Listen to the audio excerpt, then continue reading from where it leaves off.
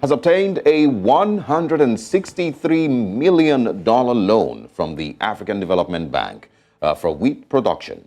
The vice president, while representing the president during a condolence visit to the family of the late Sheikh Abubakar Giro in Argungu, Kebbi State, Senator Kashim Shettima said that the federal government, under the leadership of President Tinubu, will fulfill all promises made to Nigerians. Meanwhile, there is a severe malnutrition crisis in Katsina State that has reached its peak, with Médecins Sans Frontières, MSF, recording a staggering surge in admissions. Daily admission to MSF facilities in Katsina now has said to have exceeded 400 cases per day, leading to monthly estimates of over 5,000 malnourished children. Now let's break it down even further. According to Médecins Sans Frontières, MSF Kaduna, admission of 400 malnourished children, with 10 to 15% of them in critical condition daily. We also have August and September. They're said to be the months with malnutrition peak season. Many cases come from local government areas plagued by banditry and suspected terrorism. Joining us this morning to speak further on this is one who has crafted projects to address gaps in the food industry and to contribute towards meeting the SDG goals in areas such as food, security, nutrition, and poverty in Africa. He is the co-founder and the CEO of Food Bay TV, and his name is Oluwafemi Ogunduru. Good morning, and thank you very much for joining us. Good morning. Thanks for having me. All right.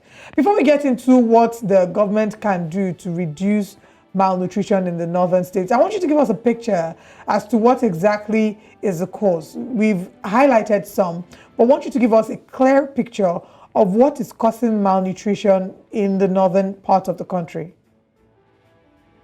I mean, malnutrition is malnutrition generally, which is lack of adequate nutrients in a person or in this case, we're talking of children. So malnutrition is not only affected, people in the northern part of Nigeria are not only affected by this. You know, it's a general problem. Those in southwest, those in southeast, everywhere in the country or even in Africa are affected, and it's hugely based on the fact that you don't have access to the required nutrition that is going to ensure that your body can combat, you know, whatever comes up along, you know, your growth, you know. So malnutrition is, and Nigeria is, if you look at the northern part of Nigeria right now, it seems to be a major challenge in the country, not only because, you know, they don't have access to the required food or nutrients in that meal or in those meals, but as a result of security challenges, banditry, you know, and all of that has brought a whole lot to that region.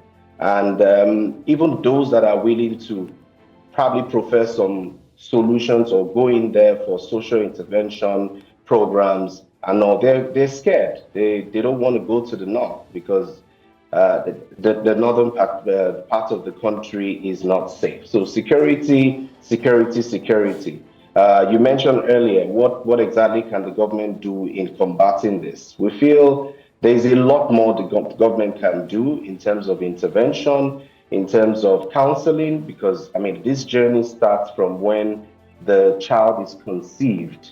You know, when the child is conceived, it's more of the pregnant woman getting the right nutrients, also feeding right, ensuring you're not exposed unduly, you know, to mosquito bites and all of that. You know, just ensuring you're safe, you know. And sometimes the kind of food we're used to consuming, we need more nutrients in those. So fortification of our food is equally, you know, very important. But above all of these points that I've just mentioned, you know, what is really important, especially in northern Nigeria, is for government to ensure that the place is safe. You know, if we can combat banditry, because if you want to give them the right education and they don't have access to food, they are not safe. People are being displaced. They are living in IDP camps. So that's why you find community-based approach in ensuring that this is resolved. So you bring a lot of people together in, you know, different parts of the area in solving this problem. But what I would say personally is no matter what solutions we're trying to prefer in combating malnutrition, especially in acute malnutrition in children in northern Nigeria, the government must solve the issue of insecurity. Right.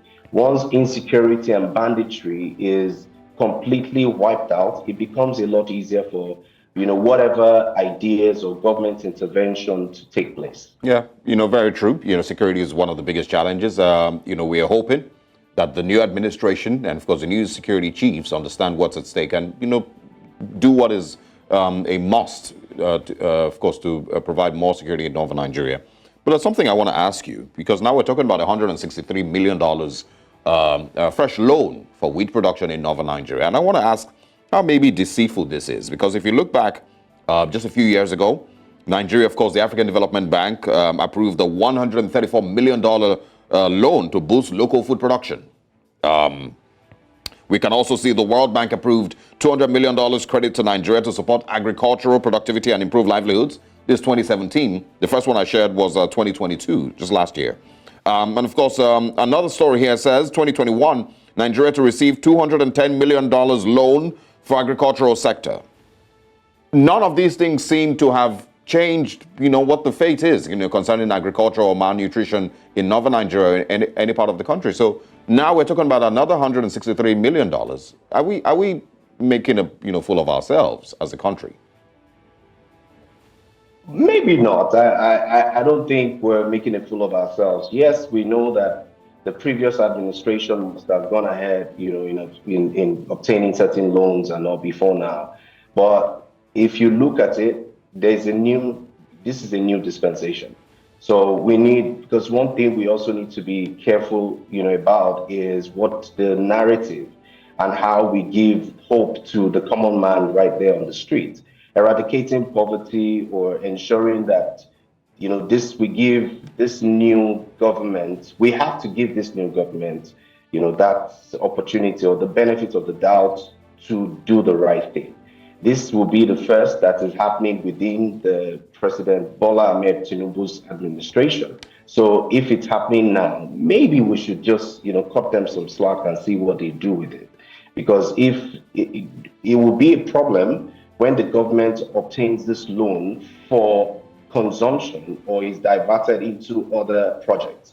But if this is used for what they claim to be using this for, which is cultivation of wheat in the country, then it wouldn't be a bad idea, because we need that right. And the sincerity, like we always say, that there's lack of trust between, the citizens in the country and our government.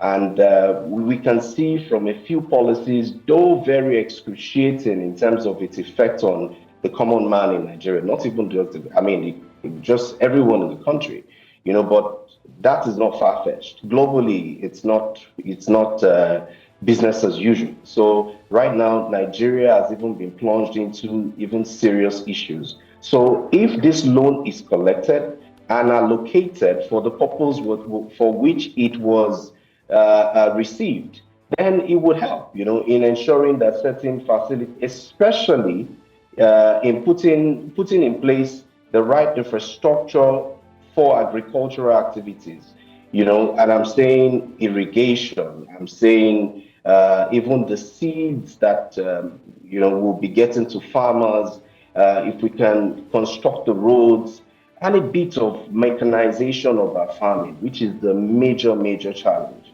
but above all, there's so many issues plaguing our, agricultural sector in Nigeria. If we can educate our farmers, if we can educate them in a way that would improve, whatever they're doing, then it would help. Another very important thing, because if you want to look at this from, now playing the devil's advocate, from the government's perspective, you cannot, if you look at the budgetary allocation for 2023 in our budget, I think it's about 228.4 million, which is just about 1.05% of the total population.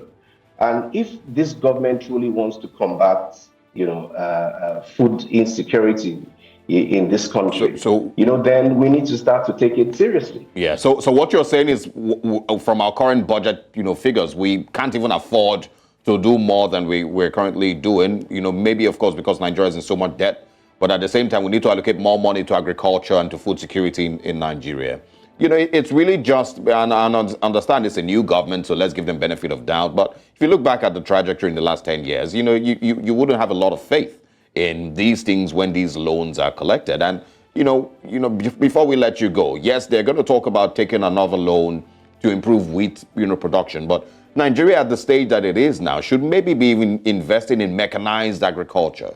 We should move away from, buying fertilizer and, buying hose and shovel and wheelbarrow and giving to farmers to farm. Are we taking $163 million so that we can set up proper agricultural projects with proper mechanized agriculture to feed northern Nigeria, or we're going to buy more shovels?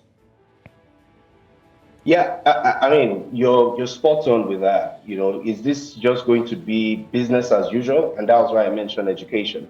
We can't collect all that money and we're doing it just the way it has always been. We claim to be giving handing out, I'll use the word handing out fertilizers, and all, but I'm not sure that is going to be what if I were in position, what would I do differently? Yeah, I mean, first we need to start from the land, acquisition of the land, because that's also another problem. But once you can have a public-private partnership on this, I think it will work. This is not, some loan that should be administered through the ministries. Of course, a loan. I think you need a number of private establishments that understand agriculture, that understand where we need to really allocate these resources, and we should be able to see some changes right there. All right. If the money is put to right use.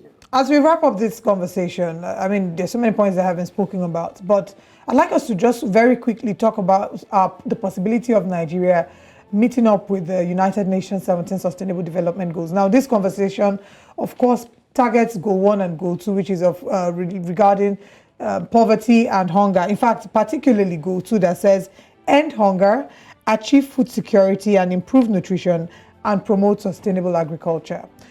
We are in 2023 now. With the rate at which we're going, do you see the possibility of Nigeria meeting up with these goals that have been listed in the 17 Sustainable Development Goals? Nigeria is far behind. I think we're maybe 140 something out of 152 or so. For me, can we catch up very quickly? Yes, if we are serious-minded as a country. As a people, our government needs to really wake up here, because a lot of people are really hungry in this country. Can we meet up? Maybe we can. We can just play catch-up, not, completely be, ahead of this. And what do we need to do? I think that's the main question here. We need to ensure that we start to invest, rightly. Projects awarded by government, as they will always say, is pegged at 40% capitalization. No, we need to change that narrative. We need to allocate the right budget, and our procurement process needs to be clear. Another thing is to ensure that infrastructural development, because we're looking at the availability part of our food security chain, but then access to that food becomes a problem. The roads are bad. So that we experience a lot of waste, on the farms. Even storage facilities, we don't have enough. Education, mechanization of our farming. We mentioned that earlier.